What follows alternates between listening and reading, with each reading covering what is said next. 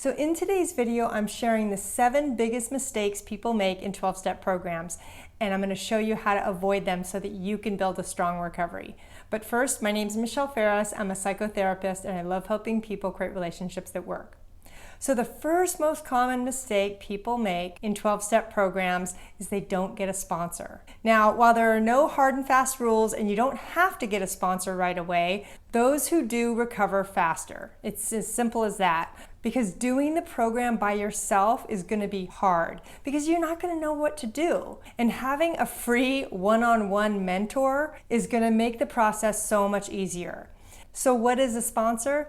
It's your individual guide that is going to show you the ropes on how to recover, how to do the steps. They're going to be the person you call in a crisis, because that's what sponsors give you, is they share their experience, strength, and hope so that you can recover. And that's the beauty of this, is why not get one-on-one help that's absolutely free? Now you might be saying, oh, I don't want to bother anybody, or what if they say no? Well, if they say no, it's probably because they're full, so don't take it personally.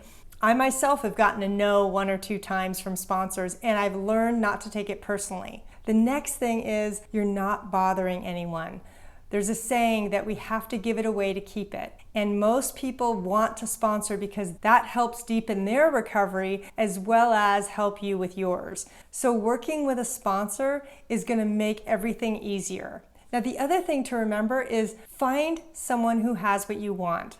Don't pick just anybody. And if you're hesitant, ask the person, say, hey, can we try this for 30 days and see if we're a good match? Because that way, if it isn't a good match, whether it's personality style or whatever, you have an out built in. But not working with a sponsor is a huge mistake people make in 12-step programs. Another mistake people make in 12-step programs is not working the steps, because that's the meat of the program. Working the steps is going to be where real change happens. Now, this doesn't mean you can't feel better with meetings and with getting connected in the program. You absolutely can. But the people who work the steps are the ones that can create lasting change, because the steps are the meat of the program. It's going to help you understand where you're powerless and where you're not. It's going to walk you through a moral inventory that helps you see what's working in your life and what isn't. It's going to help you understand how and when to make amends. These are very powerful tools that are going to help you recover faster. Working the steps are also a way to let go of the past and move towards a healthier future. Now, if you've ever been in a 12-step program, say yes in the comments, because I'm right there with you. I highly recommend them. So another common mistake people make in 12-step programs is staying with the wrong sponsor. And what I mean by that is somebody who isn't a good fit for you. Because it's okay to change sponsors. A lot of people do. Some people find that they're just not a match. If you find that you're with a sponsor that isn't working, don't stay with them. It's totally okay to just let them know, hey, I'm going to find somebody more compatible. I really appreciate the time and energy you've already spent with me. Good luck. That's a really nice way to end it. Because part of why we're in recovery is that we stay in relationships that don't work. And if you're staying with a sponsor that doesn't work for you, your program's going to feel like a drag. And I don't want that for you. A sponsor is one of those people that are pivotal in your own recovery process. So finding somebody that's compatible is really key. So another big mistake people make in 12-step recovery programs is leaving the program too soon. Because many people come in during a crisis. They come in for a couple of months and then they feel better, so they leave. And the problem is that they get temporary relief because they get the connection and the support they're looking for, but they haven't really done any recovery work yet. What I've seen in my own recovery is a lot of people come and go, but when they come back, they're ready. So it's really important for you to not leave before the miracle, which means don't leave before you get a lasting change, because recovery doesn't take a couple of weeks. It's really a lifestyle change where you are adapting to a life of personal growth and a life of looking at your behaviors and changing what isn't working. Another common mistake people make in 12-step programs is trying to do too much too soon and then burning themselves out. What I mean by that is sometimes people come into 12-step recovery and they're gung-ho. They've hit a bottom, they're now getting the support they want, and they're gonna do whatever it takes to recover. But they're doing it on a timetable, like I'm gonna come in, do this for a couple of months and get out.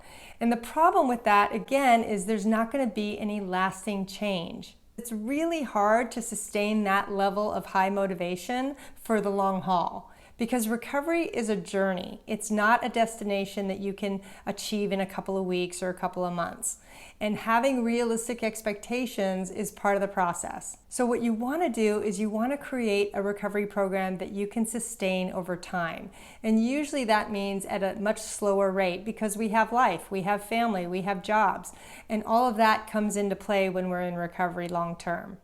So another big mistake people make in 12-step programs is not doing service, because they don't realize that that is another opportunity to connect with other members and to feel more a part of the group. So one of the best things I did early on in my recovery is I volunteered to be a secretary for a very big, popular meeting. And I was really scared, but I did it anyway because I always felt left out in groups. I never felt a part of. And I intuitively knew that if I signed up for service, I would feel more a part of the group. And that's exactly what doing service does, whether you're volunteering to get the coffee or setup person or secretarying or speaker seeker.